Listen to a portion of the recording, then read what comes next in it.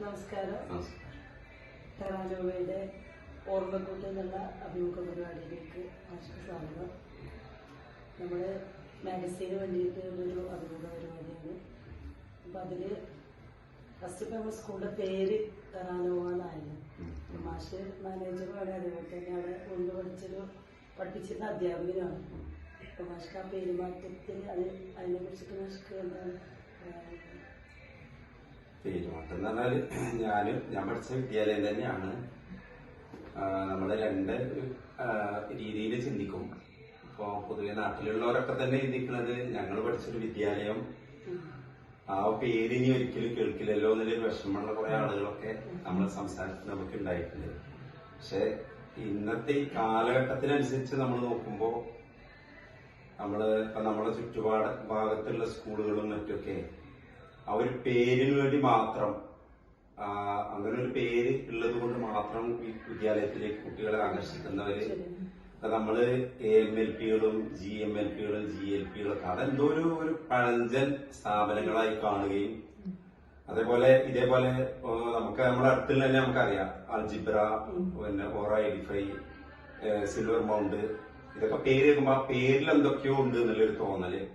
നമ്മളെ സംബന്ധിച്ച് നമുക്ക് പേര് മാത്രം മാറ്റിയാൽ മതി, ബാക്കി എല്ലാ സെറ്റപ്പും അതിനേക്കാൾ എത്രയോ ഇരട്ടി നമുക്കുണ്ട്. അപ്പൊ ആ ഒരു ഇതിലാണ് ഇങ്ങനെ ഒരു ചിന്ത വന്നതും പേര് മാറ്റാൻ എന്റെയൊക്കെ ഒരു പങ്കുണ്ട് അതിൽ. അങ്ങനെയാണ് പിന്നെ പേരിലേക്ക് എത്തിപ്പെട്ടത്. കുഴപ്പമില്ല, ഇന്നത്തെ കാലഘട്ടത്തിനനുസരിച്ച് നമ്മൾ എല്ലാ മാറ്റം വരുത്തുമ്പോ ആ പേരിലൊരു മാറ്റം വരുത്തിയിരുന്നു. ഇന്റർനാഷണൽ എഡ്യൂക്കേഷൻ എന്നുള്ള രക്ഷിതാക്കളുടെ ആഗ്രഹം പോലെയാണ്. പേര് കേൾക്കുമ്പോ തന്നെ അവര് പേരിലൊരു അലർജി ഉണ്ടാവാൻ പാടില്ല കേൾക്കുമ്പോ. മാഷ് സർവീസിൽ കയറിയത് ഏത് വർഷമാണ്? അന്ന് മാഷ് പിന്നെ ഇവിടെ തന്നെ പഠിച്ചതും മാഷ് ഇവിടെ തന്നെയാണ്. കേറുന്ന സമയത്തുള്ള ഒരു അനുഭവം എന്തായിരുന്നു? ഞാന് പഠിച്ചത് ഇവിടെയാണ്. 1990-ലാണ് ഞാന് സ്കൂളിൽ കയറുന്നത്. ഞാൻ കയറുമ്പോ എന്നെ പഠിപ്പിച്ച 2 അധ്യാപകർ അവിടെ ഉണ്ടായിരുന്നു. എന്നെ 1-ാം ക്ലാസ് പഠിപ്പിച്ച 1-ാം ക്ലാസ്സിലെ ടീച്ചറുടെ കൂടെയാണ് ഞാൻ ജോലി ചെയ്തത്. വലിയ സന്തോഷമുള്ളതായിരുന്നു. അപ്പോ അന്ന് ഞാൻ 1-ാം ക്ലാസ് പഠിക്കുമ്പോ എനിക്ക് എന്നും ഉച്ചയ്ക്ക് ശേഷം ഒന്ന് ഉറങ്ങണം. അപ്പൊ അതിന് ടീച്ചർ എനിക്ക് സൗകര്യം ചെയ്തു തരും. ടീച്ചറുടെ അടുത്ത് മേശമ്മൽ തന്നെ തലവെച്ച് അവിടെ നിന്നുറങ്ങും കുറച്ച് സമയം. പിന്നെ ഞാനെല്ലാം കഴിഞ്ഞ് ജോയിൻ ചെയ്യുമ്പോഴാണ് ടീച്ചറുടെ അടുത്തേക്ക് വരുന്നത്. അപ്പൊ അതൊരു വലിയ സന്തോഷമായിരുന്നു. പിന്നെ എന്നെ പഠിപ്പിച്ച സത്താർ മാഷ് 2 പേരുണ്ടായിരുന്നു. അത് നമുക്കെപ്പോഴും അങ്ങനെ ആകുമ്പോ നമ്മുടെ അധ്യാപകരുടെ കൂടെ ജോലി ചെയ്യാന്നുള്ള അതൊരു നല്ല സന്തോഷമായിരുന്നു. പക്ഷെ അന്ന് സ്കൂളിൽ പറഞ്ഞാലേ കേറുമ്പോ മൊത്തം ഒരു വിരസമായ അന്തരീക്ഷമാണ്.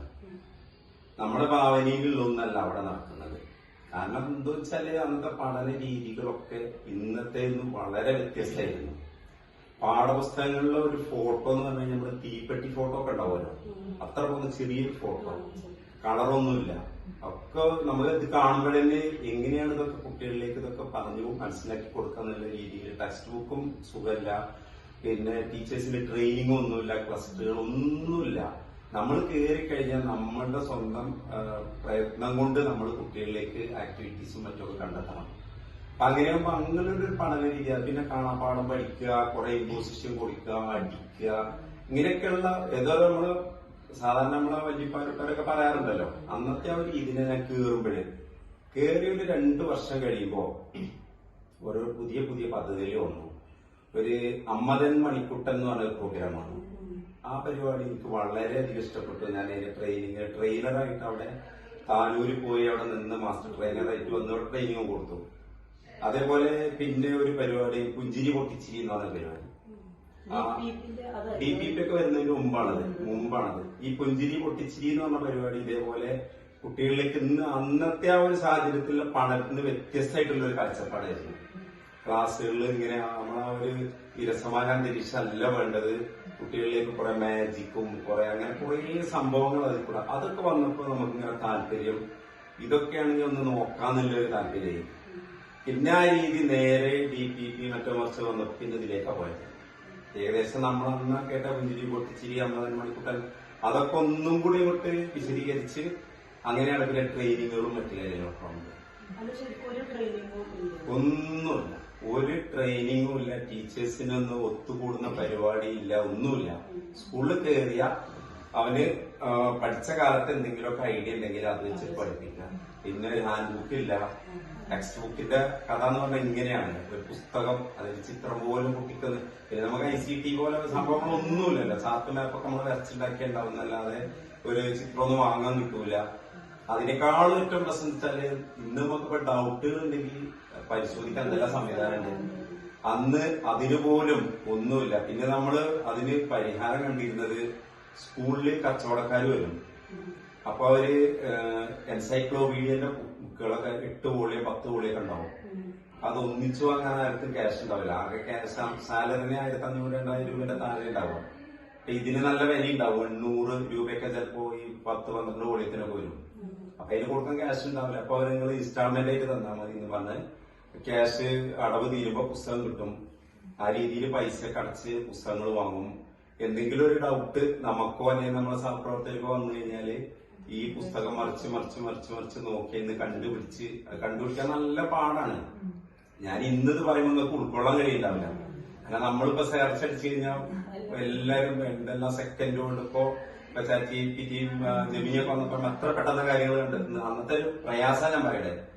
അന്നെ ഒരു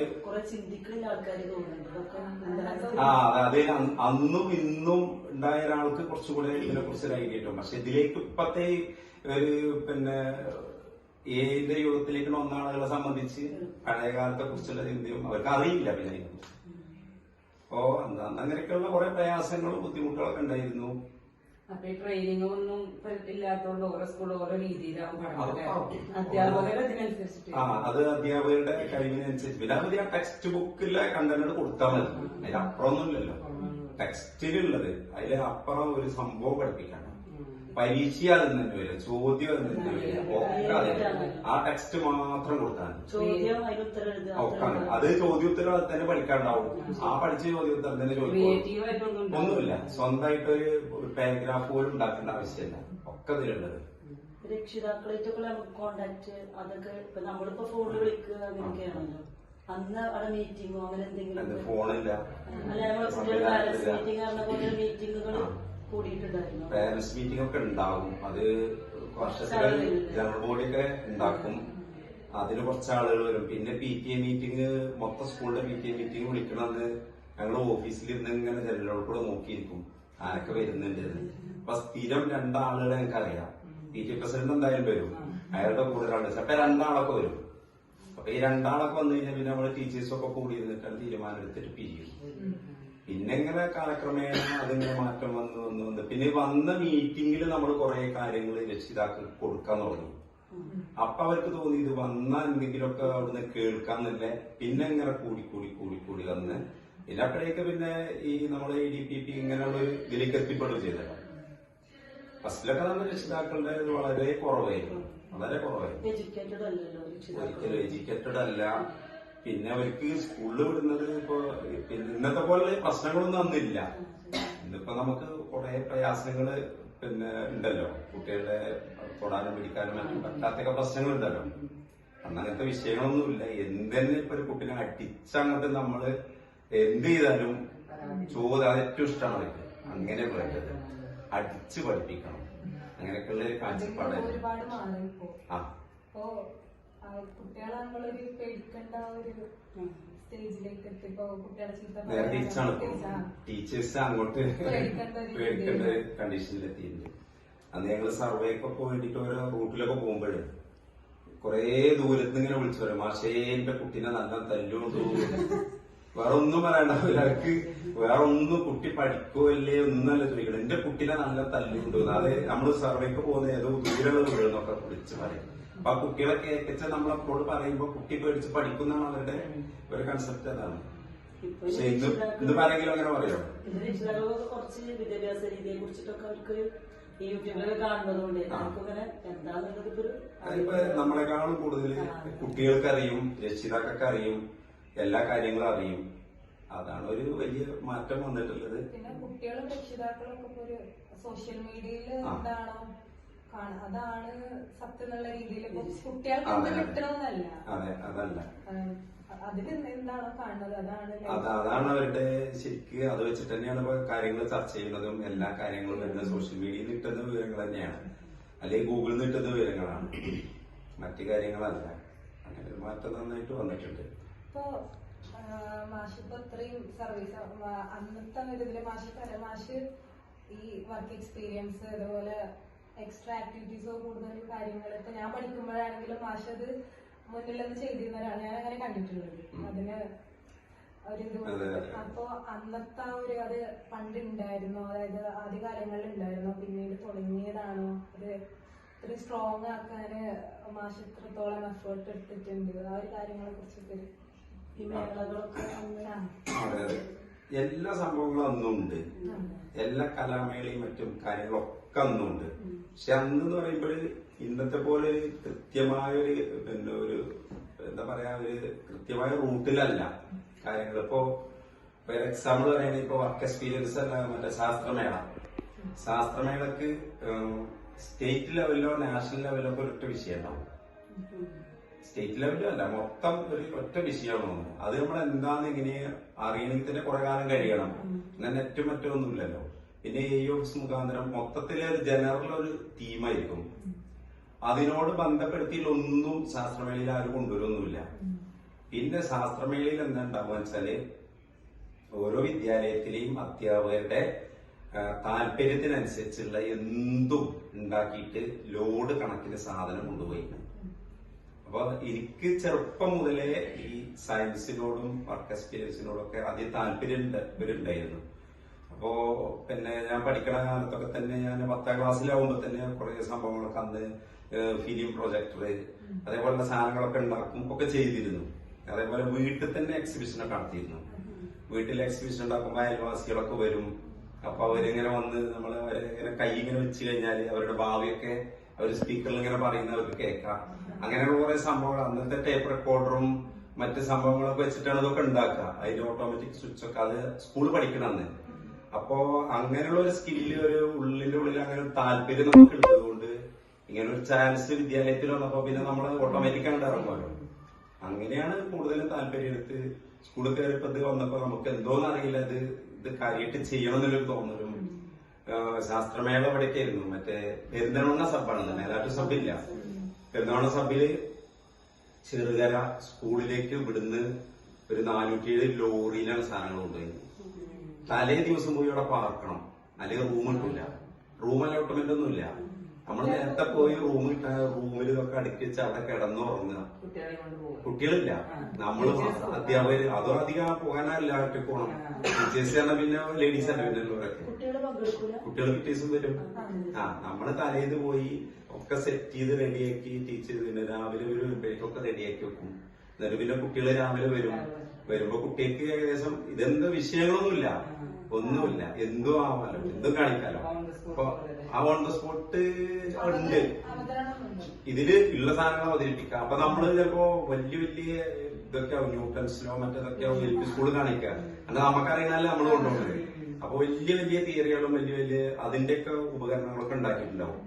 അപ്പൊ അത് കാണിക്കും, വരുന്നവരൊക്കെ അത് കാണും. അന്ന് നമ്മളൊരു കാര്യം ചെയ്തിരുന്നു, പിന്നെ ഈ കൊണ്ടുപോകാന് നല്ല എക്സ്പെൻസ് വരും, നല്ല അതിന് പൈസ ഫണ്ടൊന്നുമില്ല. അപ്പോ ചെറുകരയിൽ നടക്കുമ്പോ ഇത് ചെയ്തറിയോ, ഒരു റോബോട്ടിനെ ഉണ്ടാക്കി 1 രൂപ ഇട്ടുകൊടുത്തു കഴിഞ്ഞാൽ ഒരു ചുയിങ്കട് വരും. അപ്പോ അത് കണ്ടപ്പോഴ് ഭയങ്കര തിരക്കായി. ഞങ്ങളുടെ സ്റ്റാള് ഭയങ്കര അനൗൺസ്മെന്റും ആളുകളൊക്കെ തിരക്കായി. കാരണം കോയിൻ ഇടുമ്പോഴേക്ക് സാധനം പബ്ലിക് വരും. അങ്ങനെ അത് നല്ല വിജയമായി. പിന്നെ ഇതിന്റെ ഇടയിൽ ഞങ്ങള് ബബിൾഗം കഴിഞ്ഞിട്ട് പിന്നെ എന്താണ് ടൗണിൽ എന്നിട്ടാ കിട്ടിയത്. വേറെ ഒരു വാങ്ങാൻ കിട്ടും, ഇഷ്ടം കുറെ വാങ്ങുന്ന സാധനം കോയിൻ തന്നെ ഇടണം. കറക്റ്റ് ഒരു കോയിൻ ഇടുമ്പോ ഒരു ബബിൾഗം വരും. അങ്ങനെയൊക്കെയുള്ള അതൊക്കെ നമുക്ക് തോന്നുന്നത് നമുക്ക് ഇഷ്ടമല്ല എന്തും ഉണ്ടാക്കാന്നുള്ളതുകൊണ്ട് ഇതൊക്കെ ചെയ്യാൻ പറ്റിയിരുന്നു. അപ്പൊ അത് പോരുമ്പോഴേക്ക് നമുക്ക് നെല്ല് ലോറിക്കൂലിയും വണ്ടിക്കൂലിയും ചെലവൊക്കെ ക്യാഷ് കിട്ടും. അധ്യാപകനാവണം തന്നെയാണോ അങ്ങനെ ഒരു തീരുമാനം ഉണ്ടായിരുന്നു, അതോ പാരന്റ്സിന്റെ അതോ സാഹചര്യം കൊണ്ട് അങ്ങനെ ആയതാ? ഞാന് സത്യം പറഞ്ഞാൽ അധ്യാപകനായിട്ട് വരുന്നുള്ളത് ഇങ്ങനെ യാദൃശ്ചികമായിട്ട് ഇങ്ങനെ വന്നതാണ്. ഞാന് 10ാം ക്ലാസ് കഴിഞ്ഞ് ഞാൻ കോളേജില് ഫസ്റ്റ് കിട്ടിയിരുന്നു. മാത്സ് ആയിരുന്നു, സയൻസും മാത്സും ഞാൻ പഠിച്ചിട്ടില്ല. പിന്നെ ഇങ്ങനെ വരുമ്പോ കുറച്ച് കാലം കഴിഞ്ഞ് പിന്നെ ഇവിടെ വേക്കൻസി ഇതൊക്കെ വന്നപ്പോ അപ്പൊ പിന്നെ അറബിക്കിന് അങ്ങനെ പോയി നോക്കിയതാണ്. ഏതായാലും അങ്ങനെ പോയതാണ്. അറബിക്കിന് പോയി ആ പോകുന്നതിന്റെ ഇടയിൽ ഒരു ആക്സിഡന്റ് പറ്റി, കയ്യൊക്കെ പൊട്ടി. അപ്പോ ഒരു വർഷം അങ്ങനെ മിസ്സായി.